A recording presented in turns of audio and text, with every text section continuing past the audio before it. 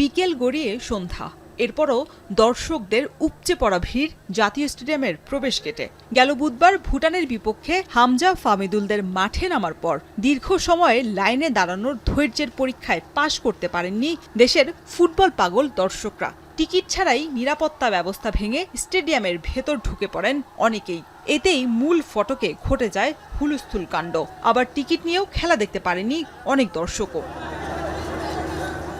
দেশের ফুটবলে নতুন করে উন্মাদনা এলেও ভুটানের ম্যাচে দর্শক ব্যবস্থাপনায় গুরুত্ব দেয়নি বাফুফে। তাই নিরাপত্তা ব্যবস্থা ব্যর্থ হয়েছে বলে মনে করেন সাবেক ফুটবলার আশরাফ উদ্দিন চুন্নু। অবশ্যই একটু ঘাটতি ছিল, কারণ তারা বুঝে উঠতে পারেনি। কারণ গত 20-25 বছর যাবৎ কিন্তু ফুটবলের সেরকম নাড়াচাড়া নাই এবং এরকম দর্শক কখনো এরকমভাবে মাঠের মধ্যে যায়নি। তো সেক্ষেত্রে তারা ভাবতে পারেনি যে কালকে এরকম একটা অনাকাঙ্ক্ষিত ঘটনা ঘটবে, যে গেট ভেঙে ফেলবে। তো এটার জন্য প্রস্তুতি নেওয়া উচিত ছিল। অবশ্য চরম এই অব্যবস্থাপনার দায় স্বীকার করেছে বাফুফের কম্পিটিশন কমিটি। তবে এশিয়ান কাপের বাছাই পর্বে সিঙ্গাপুরের ম্যাচে এমন ভুল হবে না বলে জানিয়েছেন কমিটির সদস্য তাজওয়ার আউয়াল।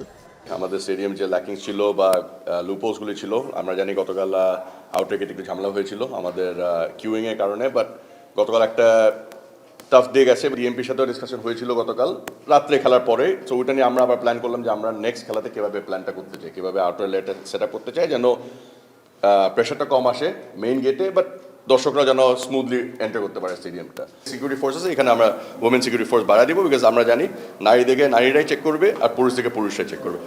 সতর্ক করা হয়েছে দর্শকদেরও।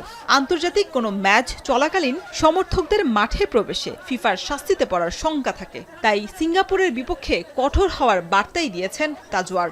যারা প্রিচ ইনভেশন করেছিল এখানে মনে 2 জন দর্শক ছিল এবং ফ্লেয়ার্সের জন্য মনে 2 জন আটক হয়েছিল। আমরা কিন্তু ওনাদেরকে আটক করে রেখে দিয়েছিলাম।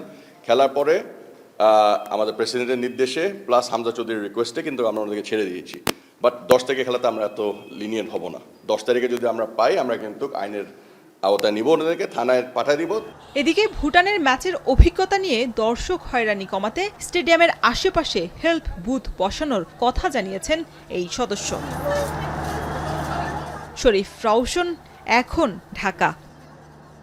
একনল অ্যাডভান্সড হাইজিন সোপ, এবার জীবাণু ধুলাবালি ঘাম ক্লিন বোল্ড।